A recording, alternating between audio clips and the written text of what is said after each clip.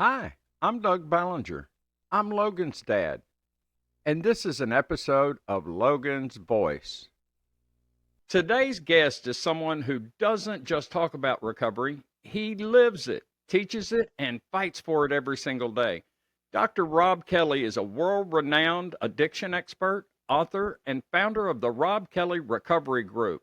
With a PhD in psychology and decades of personal and professional experience, Dr. Kelly has helped thousands of individuals and families overcome the grip of addiction and reclaim their lives.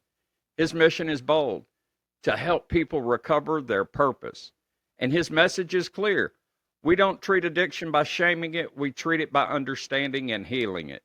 Please join me in welcoming someone I deeply respect and admire, Dr. Robb Kelly. Hey buddy, how you doing? Hey guys, great to see you. Thank you for being here, Dr. Robb. Can you start off just by telling us your story and how you got to where you are today? Yeah, so hey guys, my name is Dr. Robb Kelly. I'm a PhD psychologist, PhD behavioral scientist, and a neuroscience expert.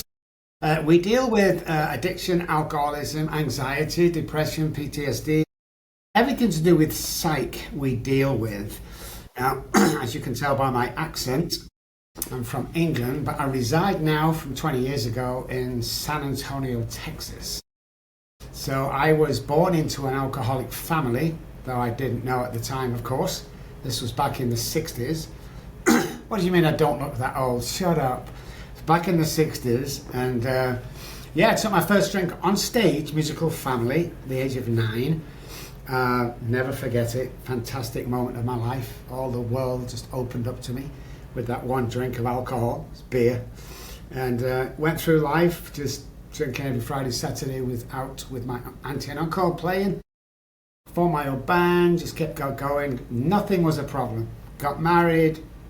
I'm drinking every day now, but I'm managing it. So not a lot of people are moaning at me. Bought the big house on the hill, the cars, had 2 girls, ages 1 and 3, and it all went wrong real quick. And short story, I became homeless. I died twice on the streets in England. I just wanted to die. I was on the streets for over a year because of all the stuff that happened. And I don't know, man. It was just first day on the street was like, oh my God, how the hell did that just happen? And it took me that viciously. And yeah, there I was, just hopeless and abandoned on the streets. Nobody on my family would speak to me. So Wow, that's an amazing decline. very, very quick. And I don't know, I could see the signs, but you can't see the signs. When it made up a new depression around insanity, the definition of insanity for me is not being able to see my own truth, because that's what it was. I was that insane with alcoholism, and went through some horrific stuff that I did to my wife and my kids, and just if there was one person, Doug, that was going to beat this, it was me. And alcohol knocked me down for 10 every single time I tried. Like I said, I died twice on the streets. They brought me back to life on the side of a street both times, but it didn't stop me drinking. Just wanted to die. It's horrible to be. And it was alcohol was your drug of choice? Yeah, alcohol. We take cocaine, try a bit of weed, but nothing. Alcohol was my deal through and through. Wow. But now look where you are. This is absolutely insane. When I look back, I was born on the projects, and then tried to make something of myself. Got into alcohol, started to build. Homeless, lost everything, and then came to America 20 years ago. Got married again here. It didn't last long, so I walked out and left everything to her, and find myself in the position today of being one of the leading researchers. I write for Harvard University Psych Hospital. I do TV, I do books, I work with movie stars, A-list musicians and stuff. I have 5 offices around the world. It's just insane, absolutely insane. And my mum and dad died before any of this. I just wish they could have seen that, hey, your son made something of himself. Maybe they knew in their hearts anyway that that was coming. I hope so. I really hope so. Yeah, it's been been up and down, you know. Never saw my children 30 years later. Yeah, it's just so people look at me today who don't know me and go, "Oh, look at you, it's okay for you in the big cars and the big houses and the fancy watches, and who do you think you are?" You know, listen, let me tell you my story. And when I do, they're aghast. They're like, "You was homeless? You lived on a project?" Yeah. How come you doing this? Because I'm an alcoholic and I either do something or I don't. And once we get over the disease, we can become anything we want to become. And I'm living proof. It's the only reason. I'll be 64 in 6 weeks. I'm never going to retire. The only reason I do this is to go, hey guys, look at me. From where there's nothing special about me. If I can do it, you can do it. It's not, I mean, everyone thinks it's low. Guys, if you only knew neuroscience, what I know, you'd all be millionaires. Or doing I thought money was it, but it wasn't. At what point did you start to pursue a degree or education in psychology and neuroscience? Well, I graduated with a PhD before I went on the streets. So I don't was the only one, but I was the only guy on the street where I was at a PhD that was a doctor that was homeless.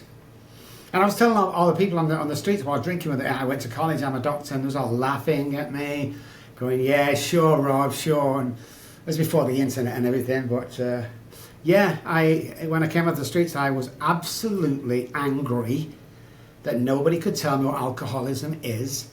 No one could tell me. No one had a solution or anything. And then I wanted to spend the rest of my life working with people like me that people don't understand. Why did you do this and this and this? My dad, God bless him, just stop for your kids, just stop for your wife. If I could have done that, I would have done that. But I couldn't. And that's what confused, and why can't I? Why some people who call themselves not can drink and get away with it, but what about them few who can't? Well, that was me. They call us the real alcoholics. We're born this way. It's a predisposition. 3 parts of our brain differ and we're allergic to alcohol. We've traced it, me, have traced it back to imprinted cells in the fetus. So that's why alcoholics are born. Drug addicts are more addictive personality, but they both show up the same. They both, to the layman. But yeah, I was just, I went on this mission, though, to be honest. I was finding out what's going on because when you don't see your 2 little girls year in, year out, when you stab your wife 3 times one night because she won't let me finish my bottle of vodka, the damage I did, I wanted to find out why. Why was I not capable of stopping? Not only for my own sanity, but to tell my wife and my children, this is what happened to me and that's why Daddy couldn't be here. Because I was angry, Doug, that nobody could tell me. And if you look at the medical fraternity today, they still can't tell you.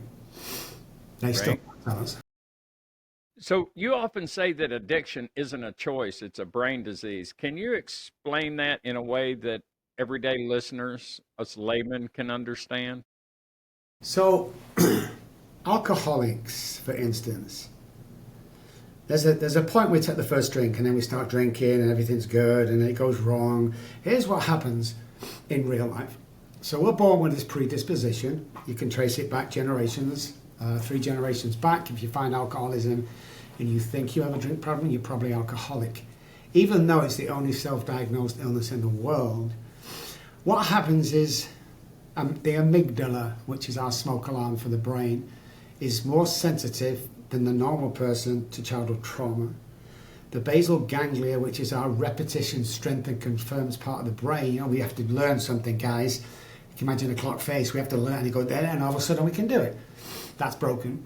And the most interesting part of the brain that we had to test so many times because it freaked us out is the hypothalamus, which controls our temperature. It's also our survival part of the brain, tells us that we have to eat food and drink water to survive, hijacks the brain and tells the alcohol to drink alcohol only to survive. That's why we can go days or weeks without food or water. That's why children, mothers, wives, doesn't make any difference. My brain, survival part of my brain is telling me to drink alcohol. And that's why when I'm halfway down a bottle, I'm freaking out where I get the next bottle from.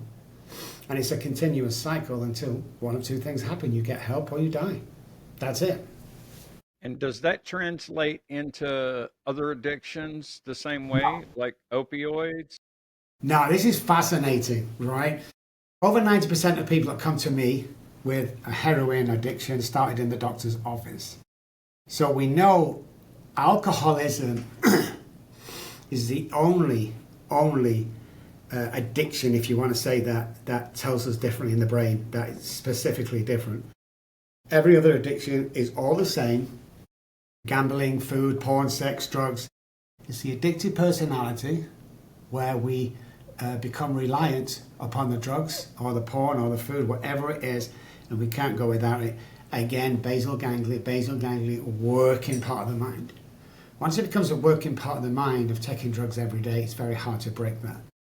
So they both present the same, like I said, but alcohol is the one that sticks out as psychologically there's something different going on there that we've traced and now understand. Interesting. You've worked with so many people, celebrities, people on the streets. What are some of the biggest misconceptions people still have about addiction and alcoholism? That we have a choice. So even though alcoholics are born, even with drug addicts, the choice is taken away from us. So when the hypothalamus hijacks the brain, that's part of it. And the other, the repetition, that's so many times, it's hard to break that habit, which happens to be killing us. The second one is you can't fully recover. You can't be cured from addiction. That's false. You can be cured from any addiction in the world, apart from alcoholism, but you can arrest it. You can't recover. There's no cure for food poisoning or the common cold or alcoholism. And the third biggest myth is I can drink myself into becoming an alcoholic. No, you can't. Now, you can take enough drugs to become a drug addict. You can't drink yourself into becoming an alcoholic. It doesn't work like that. Okay, that's interesting. Is there a point where the brain physically can't choose recovery without help? Yes. Both heavy drinkers and alcoholics, especially alcoholics, there's a certain point, and we don't know when that is, obviously, that we're beyond normal help, and then we need help. But alcoholism is so baffling. I mean, it's the only disease that tells us there's nothing wrong with us. I'm fine. I don't have a drink problem. Nope, I'm fine. I'll just stop drinking until we find out we can't do that. See, when I finally had my spiritual awakening and I dropped down to my hands and knees on the streets and I started to cry like a baby, I wasn't crying because I'd lost everything. I was crying because that was the first time I realized I couldn't stop drinking. So it takes all this pain and losses, especially with me, before I realized that, hey, I can't stop drinking, because no man wants to admit he's weak. No man, you can't do something that your friends can do, or the garbage man next door, or the sea. Why can they drink and I can't? So it's that impossible fight to prove that we're normal. And that's what the battle is. Alcoholism in recovery, a recovered alcoholic should never have a battle about alcohol. Recovered drug addicts never even, it's not a battle, it's not a fight. If you're fighting every day, guys, that's not recovery, that's hell on earth. The compulsion has to be taken away, the thought patterns has to be changed, the childhood trauma has to be fixed, and then you can go and live happy, joyous and free. So, do you believe that shame and stigma keep people sick? 100%, man. 100%. Every single person I've worked with who's a household name, I've begged them to come out and say, hey, I suffered from this, and a few have who's worked with me, but most of them go, no, I don't want to do that. My career will suffer. The movies or record contracts will start draining away. So we're still stuck in that it's shameful, and I'm going to keep it a secret, and if anybody found out kind of thing. And there's been a big movement over the last 5 or 6 years where people are coming out, because now we know more about neuroscience. There's a 100% chance of recovering from alcoholism. People are starting coming out because it's not so shameful. The shame comes around the disappointment we do for everybody. The shame comes around that you just can't choose between alcohol and your kids. The shame is there because we can't stop doing something that's killing us and killing everyone around us. And we don't want to admit it, so we stay in the corner and be quiet. And every time we relapse, we go back with the tail between our legs and we say, sorry, wifey, I'm sorry, mum and dad, I'm sorry. Sorry is a sorry word, man. You know, it's about same as alcoholics and recovered alcoholics and drug addicts and porn and sex. Stand on our feet and be proud of who we are. You see, the past doesn't define us. Our weight doesn't define us. Our hair colour, our height does not define us. What defines us is why God put you on this earth for the first place, is taking through all these troubles so you can become an expert, helping somebody else in the field. And that's why we do it. I mean, if you really want to turn it around, in my opinion, this is my opinion, not research, my opinion, that we've been chosen. And you've only got to look back of, Doug, how many times should me and you have died? You can't even count that up. Nobody else has that chance. We get 2 lives in one lifetime. The first one I messed up. We're kind of reborn into the second life. So we're going to do everything that we couldn't do before, because what have we got to lose? People, I opened an office in Dallas 8 years ago. I paid $1 million. Highland Park, office building, medical building. People said, you must be crazy paying $1 million in rent. How do you sleep at night? And the answer is, Doug, what the hell are they going to do to me that I've not already done to myself? What are they going to do? Take my office off me? Well, I don't get these boundaries we put on ourselves. You know, we put brakes on our imagination. Or if I can't pay this, I can't. Who cares? Who cares, guys? I'd rather try 1,000 times than lose 1,000 times. Because sooner or later, you know, you're going to achieve. But you're never going to achieve sat in that horrible box where you're ashamed, you're guilty, you don't want to take chances, you stay where you are because we play small. Let me tell you categorically, guys, if you have a problem with any kind of addiction and you stay small with all the information we know today, you are not serving the world, my friends. You've been given this path for a reason. I hated everybody and everything, including God, when I was homeless.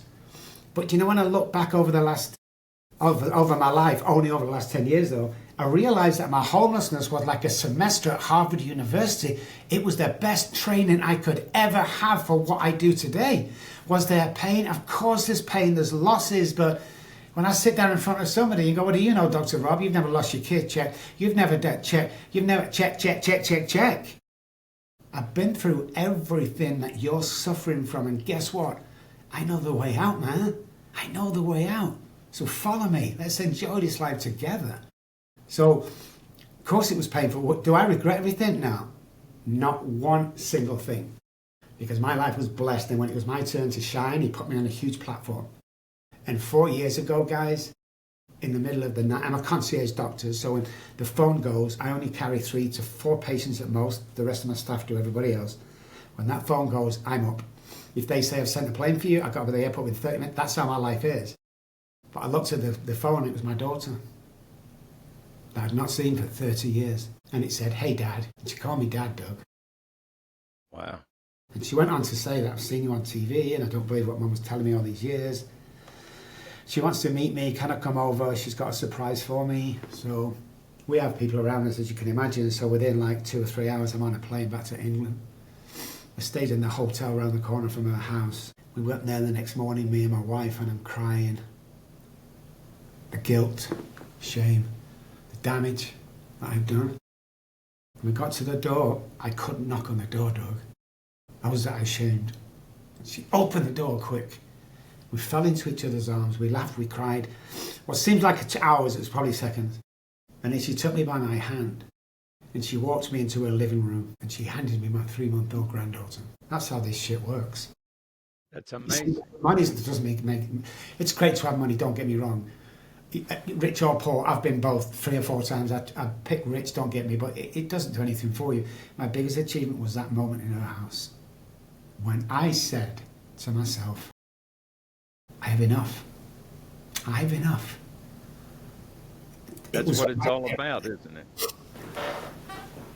How can families support people in active addiction? First of all, you've got to remember that dialogue is brilliant, okay? We're all hiding on this shadow. Let's bring it out to the light. Start dialogue with somebody. If your son and daughter's going through some stuff, if they're only young, you know, just start dialogue with them, guys, with anybody. That's the first step. making them realize that there is a problem here and it's not your fault, but we need to do something about it. And then there's a fine line between helping and enabling. If you enable like my mum did for so long, she was told that when I left the marital house, I went to my parents for forever as far as I'm concerned, but they threw me out after 2 days. Because I was drinking in the house, I wasn't supposed to. And somebody told me if they found me dead in the bedroom, who did they blame? And Mum says, Robert? He went, no, I blame the both of you. Him for not getting help and you for giving him the money for alcohol every day. It's true, you know? There is that fine line. And you were, to go back to something you said, I speak out, and I speak out so loud and boldly because you can't scare me from anything, because I've already received the worst phone call a parent could ever receive. My son's dead. And so, as nervous as I get sometimes standing in front of groups of people or talking and telling his story, it's not as scary as that moment was in my mind. So I certainly understand what you were talking about. Um, One of the things in my advocacy that is always a big debate is harm reduction, naloxone, needle exchanges, those kind of things. What is your opinion on harm reduction? I did a big TV thing nationwide about they were thinking of putting needle exchange rooms where people go in and inject in doctors' offices and stuff. I was a big advocate of that at the time, and I think I'm still in. Trucks, I mean, you could be angry at it because it's wasting money on people that don't want to live. But if everybody I came across give up on me, then I wouldn't be here. So there's that fine line, is you never know until you do it. And the thing you have to remember, guys, if you're against stuff like that, you never know what you would do if you was in their shoes. So do we leave needles around the place so children can get stabbed? No, try and make it safe. You know, I like tapers, to be honest, Suboxone and stuff like that as a taper. And for those guys who don't know what a taper is, it's something to come off a drug that's killing you that you'll taper off over about 4 to 6 weeks. So when you're on Suboxone 6 months, a year, 2 years later, can I tell you the brain doesn't know the difference between pharmaceutical drugs and street drugs? So don't call yourself clean. Stop lying to yourself and everybody else. No one's buying that, by the way. You know, the California, whatever, no one's buying that, guys. There's people dying here on a daily basis. Don't come that shit with me. Let's get real about this. So tapers are good, guys. After 6 weeks, you've got to be off it. You've got to be weaned and drawn down off it so you can live your normal life. And do you partner that with helping address the underlying traumas and the mental wellness that has caused the addiction or the alcoholism? So childhood trauma is the gateway drug. Everybody has it. Everybody's messed up with it. Back in my day when they normalized stuff like that, even it's better today, but they used to normalize it. That's the key. Everything we do today as a human being comes from childhood trauma. I mean, if you can't keep a job, keep a girlfriend, if you're not happy, if you're not on the money you want to be on, if you're not seeing your kid, it's all childhood trauma, man. That's the biggest gateway ever. So before we do anything, we have to go back and clear that. But what's interesting, what we found is alcohol has 1% to do with alcoholism. See, I never had a drinking problem, Doug. I had a thinking problem. And that thinking was based on my past trauma. The enmeshment from adults or caregivers or mum and dad. The thought patterns, the behavioral science behind that, monkey see, monkey do. All of that is part of it. And unless you clear that up, you don't stand a chance of fully recovering. You'll keep relapsing, man, I'm telling you. AA could have had it right with step 4. It just doesn't go into detail because now we know more about the neuroscience of what is trauma to an alcoholic or addicted brain, more sensitive to the normal person's brain towards trauma or sensitivity. We didn't know that before. The parts of the brain that differ and reset every 24 hours, we didn't know that back in the day. But 100%, when you come in here, the first thing we do over a period of sessions is we uncover, discover, discard of that trauma. Because everybody has it. And I have not got childhood trauma. I grew up in a $50 million house. My dad. Oh, yeah, when do you see your dad? On a Sunday between 2 and 4. Is that There's it? the Yeah. trauma. There's the trauma, there's the abandonment. But people don't see it. You don't want to see it, Doug. That's the problem. Exactly. My son, and I think that society is programmed to take a medication to fix things. My son was diagnosed with ADHD when he was 6 or 7 years old, very young. And in our youth, children raising children, we talked to doctors and we were taught to trust the guys in the white coat, what they were telling us. So we went in, he got diagnosed, and they handed him a Ritalin prescription.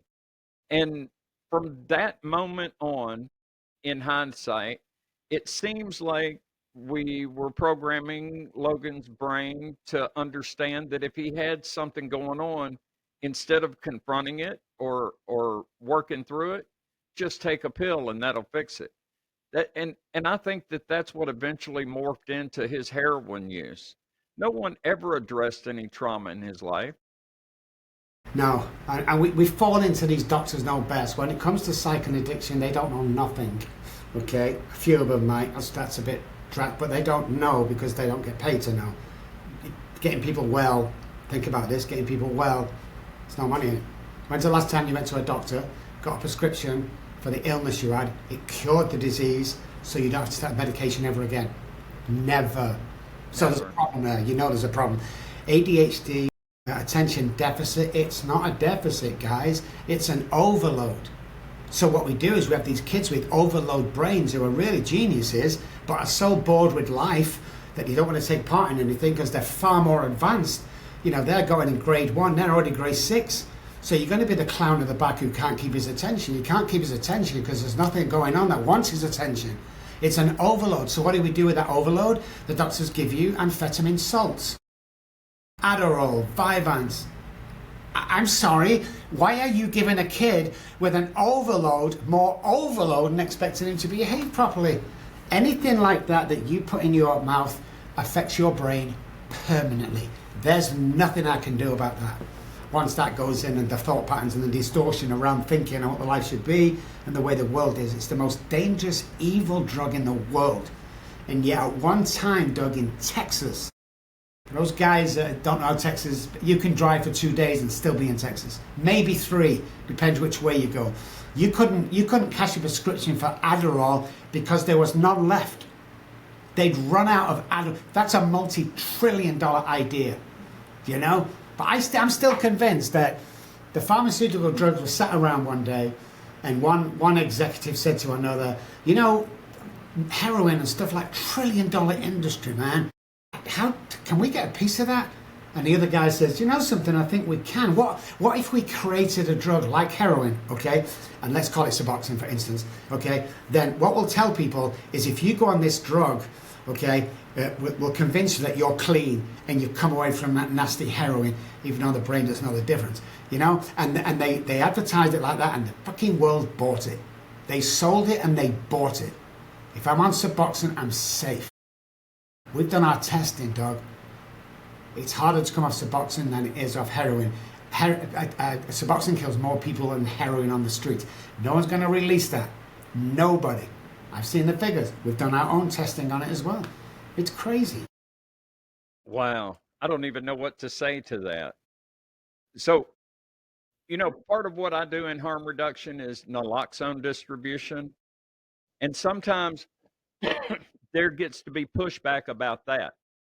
My philosophy is, and I'd love to know your opinion, is that if I'm handing somebody naloxone or a fentanyl test strip or a xylazine test strip, I get to be somebody that person starts to have a relationship with. Trust is a strong word, but has a relationship with. And when I hand them those things, not only do we do training, but I hand them one of my business cards that's got my phone number on it. And I tell them, if you're ever stuck, if you ever need help, please call this number. Because, dead people can't be recovered. Dead people don't recover. But when the brain finally gets to the point of crying in the streets because you realize what's going on, they might reach out to me and ask for my help. And that gives me an opportunity to steer them towards rehab facilities or a detox facility or get them some kind of help. What is your opinion on that? These people that want to push this, you shouldn't help them, you shouldn't be giving them this stuff. What if it's your son or daughter? Well, I mean, what if it was your son or daughter, guys? Addiction hits everybody. And you know, Everybody. that guy you scanned it on the floor just might be helping your son and daughter one day to survive. So if you don't know what you're talking about, shut up. If you haven't been in their shoes, shut up. We are fighting a fight here to get over the addiction that's crippling the world. And you want to criticize it, guys? Give me a break. I don't care how you get sober, when you get, doesn't make any difference. If a life is saved, we're doing the right thing. And thank you for doing that, Doug, and all the work you do. I know you do lots of great work around that. And God bless you with your son. But yeah, I'm all for anything, because one person found me, Doug, when I was on my hands and knees. One person came across me in the middle of nowhere and said, hey, do you need help? And I said, yes. Imagine if that was your son or daughter, and we didn't give him, and he's just a drug addict, he's just a crackhead, let's leave him. Yeah, might be your daughter or son is a crackhead one day. Thank you for saying yes, because that got you to here.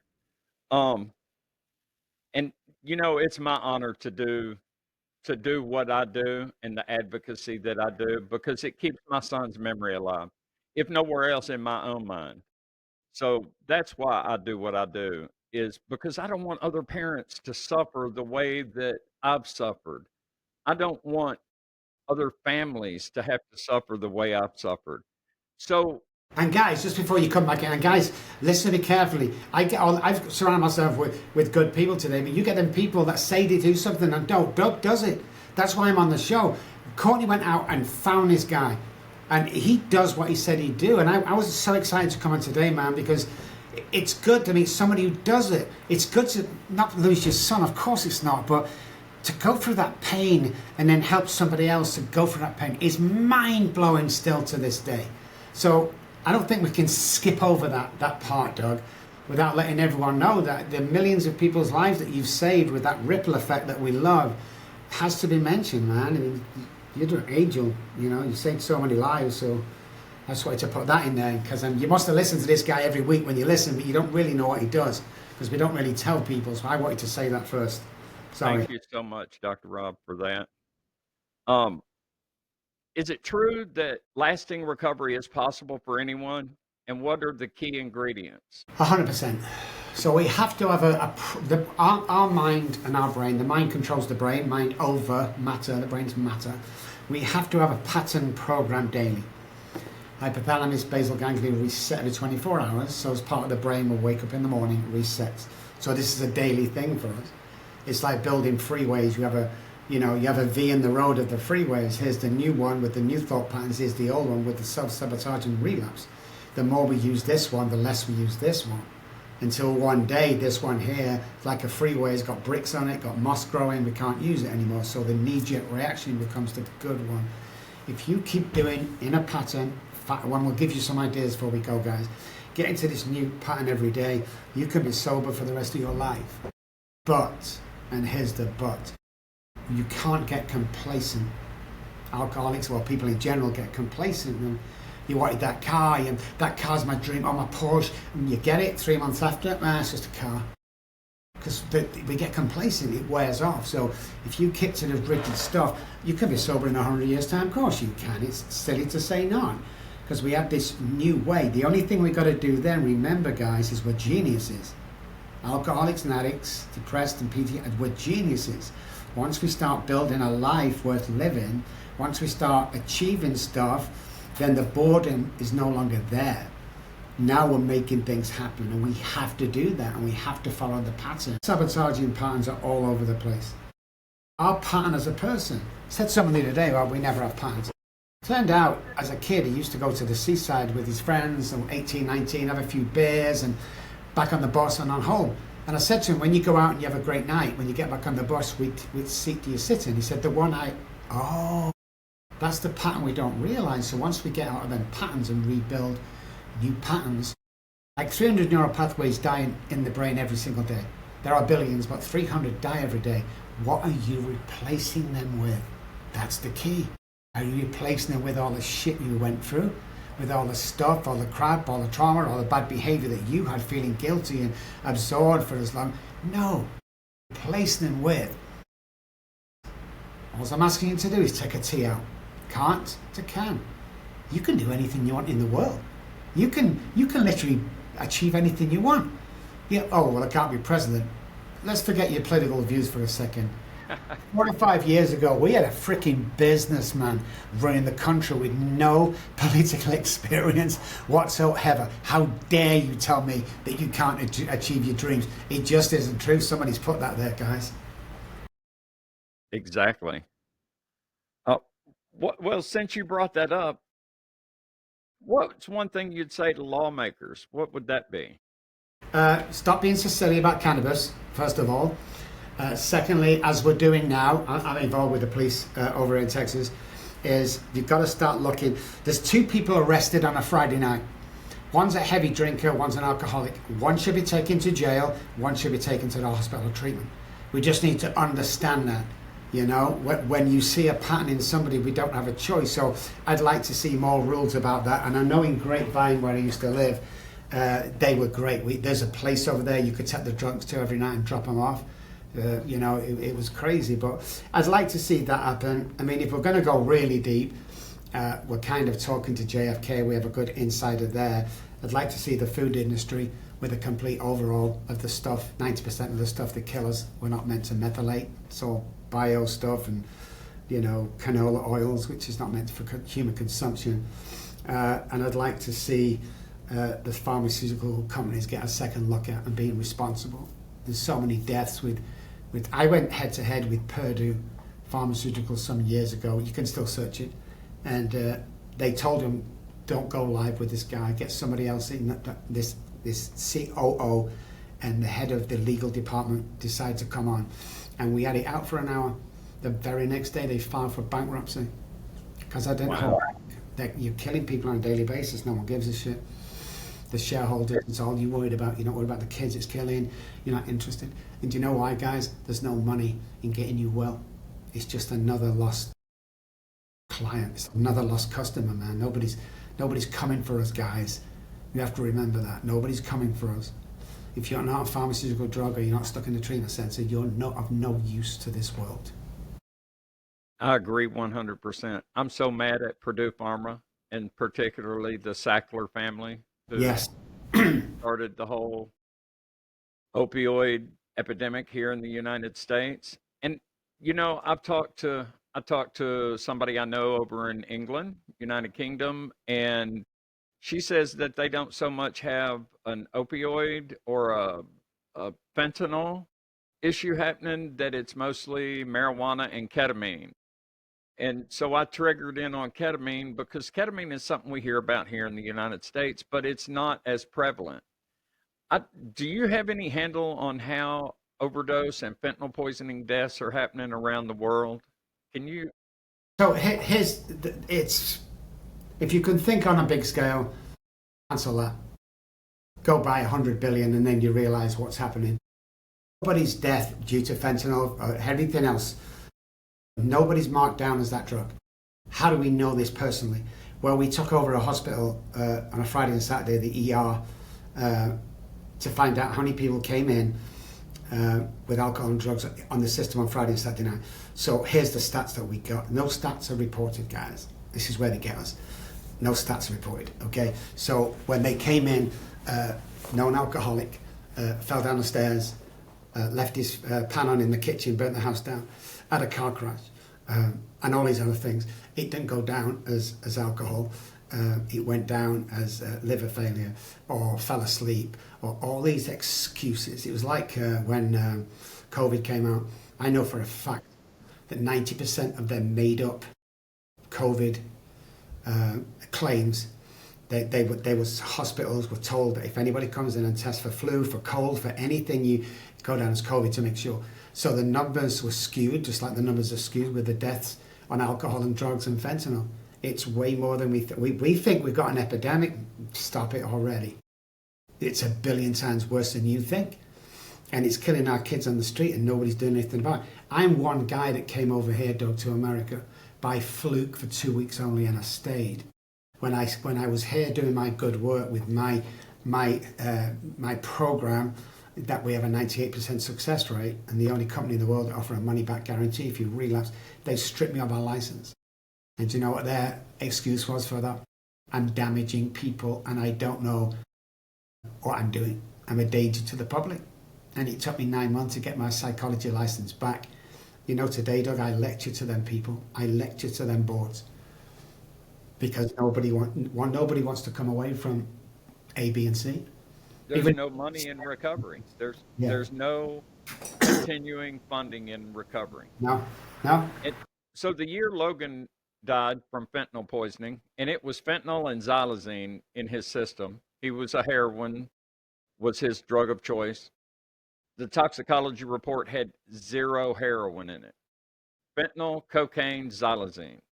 I know there's no coming back from xylazine because you can't reverse those effects, but you can reverse the effects of fentanyl and other opioids through the use of naloxone. But the year he died, there were 57,834 reported deaths. That was at the beginning of COVID. And then the very next year, that number went over 100,000.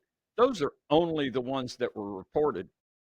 From where I'm sitting now and from where I see this crisis, you're exactly right. Numbers aren't being reported. It's just like when they're touting that the numbers of deaths are going down by 24% last year in 2024. I don't believe that the overdose incidences are going down. I just believe we're doing better at distributing Narcan and naloxone, and so that person's living another day.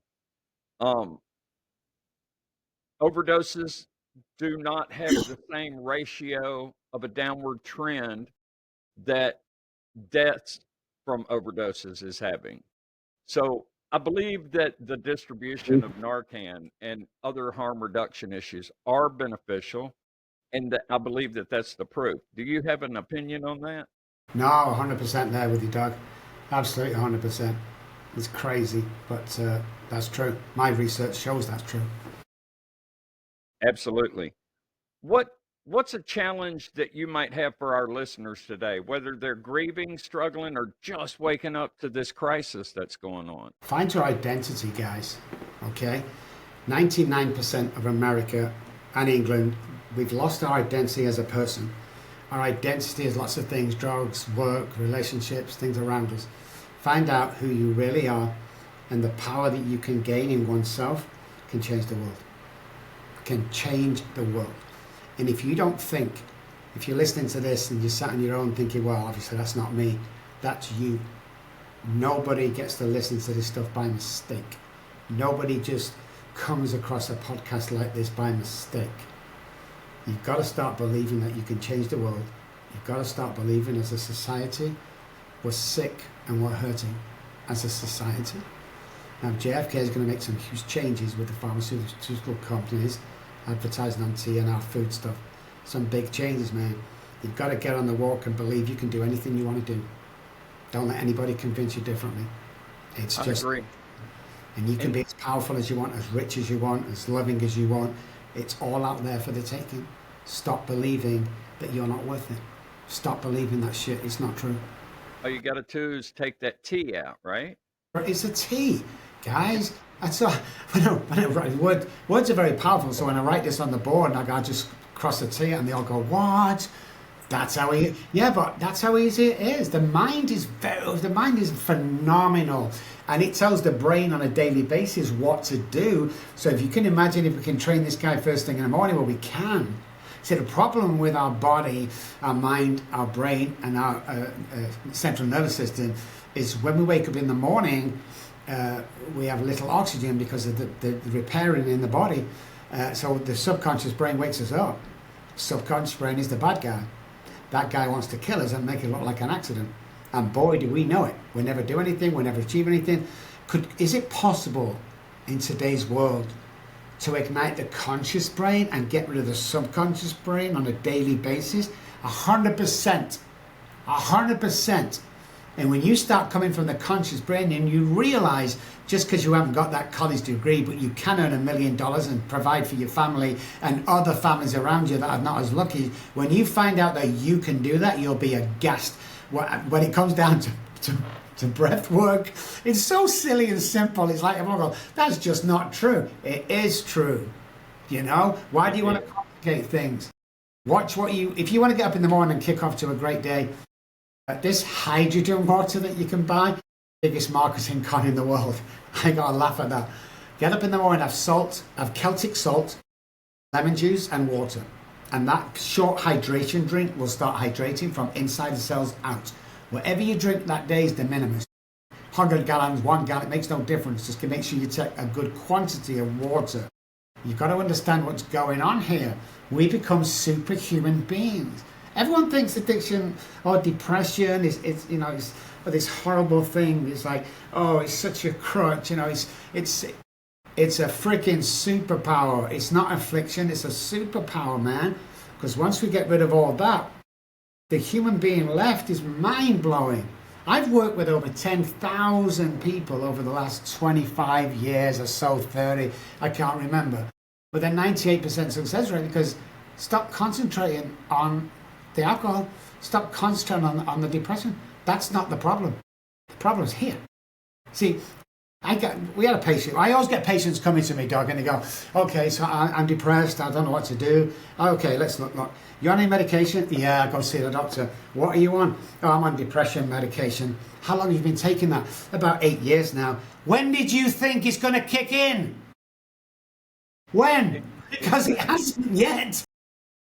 The definition in the medical journal dictionary of depression is lack of serotonin. Find out why your serotonin is low and fix it. So freaking doctors, what do they know? You've got to get loads of letters. What do they know about psych and mental health? They don't know anything about that. They give you a prescription because they get a flipping knockback of the pharmaceutical companies. Prove me wrong. We've done our research on this. You've got it. No one's coming, guys. You've got to start looking in your health.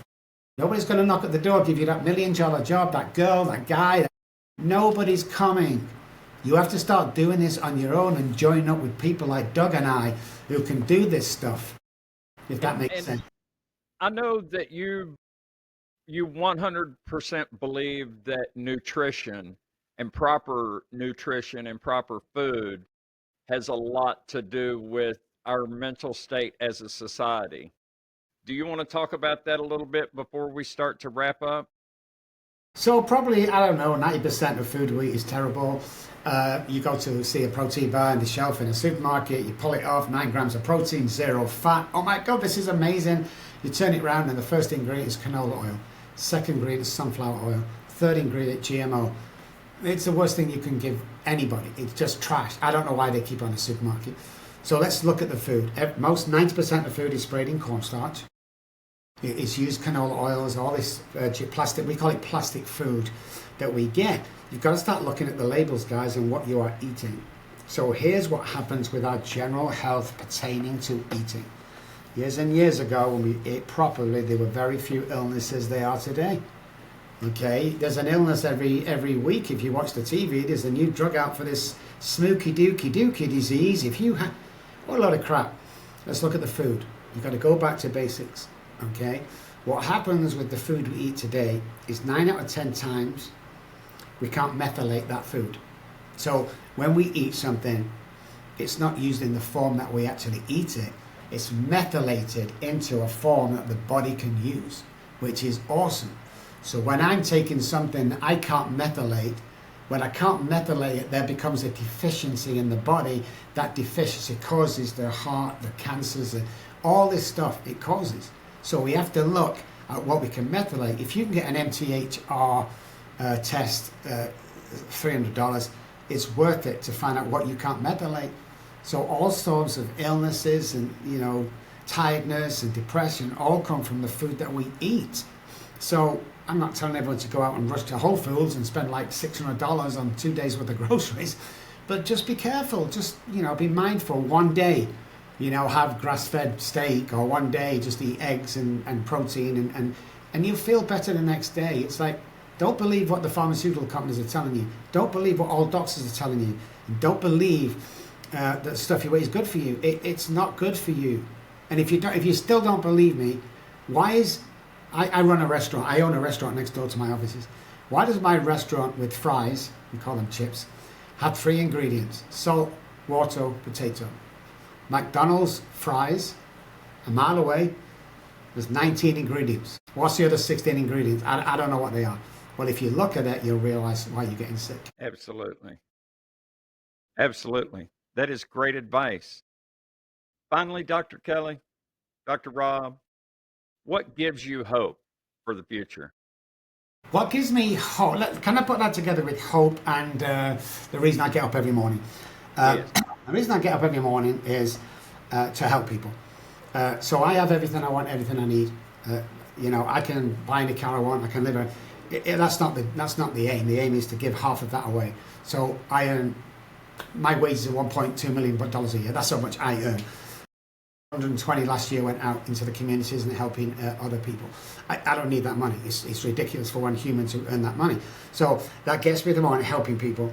And my hope for the future is better understanding around mental health as a whole. We've got to start treating it as, it's your mental health, and it's mental wealth. We can turn this stuff around, and it doesn't have to be from pharmaceutical companies. We can turn it around, and we can live a life beyond our wildest dreams. That daughter I told you about that I reconnected, she's my lead therapist in my Manchester, UK office today. You've just got to want, you've got to believe, you've got to go for it. So quantum physics tells us that if I can imagine a basketball court, I've never played basketball, but if I could imagine it, I could see 5 Robs on the basketball court. Where do I want to be? Well, now I can visualize myself over near the goal, or what it's called. I've never played. So when I get the ball, I jump up, I smash it in the net, and I'm a hero of the game. Simple, right? One person might ask, well, how'd you get there? You walk over and you take that position. You don't crawl, you don't beg, you walk over and you take that position in life that you want. That's the game. Don't let anybody tell you different. It's not as complicated as people make out. You see all these guys on stage, I want to be a millionaire, I can make you a millionaire. Don't go anywhere near them guys. They can't do nothing for you. It takes geniuses in neuroscience like Maya and hundreds of thousands of other people like me to do this and change people. Find out the guy that's going to take you to the next level, and don't settle. Don't settle for anything less than the best in your life. Otherwise, go drink. Go use drugs again. I mean, if you're not being of benefit to another human being when we're at this level, and you're of no use to nobody. This isn't about us, guys. This isn't about Doug and I. It's about how many lives can we save today. Because when I get to heaven, guys, do you know what God's not going to ask me? How much was that house, Rob? How much was that huge car? How much? Not going to ask me that. It's going to ask me one question. How many people did you help, Rob? And I want a big number. I think you're going to have a big number. There's no doubt in my mind that you are.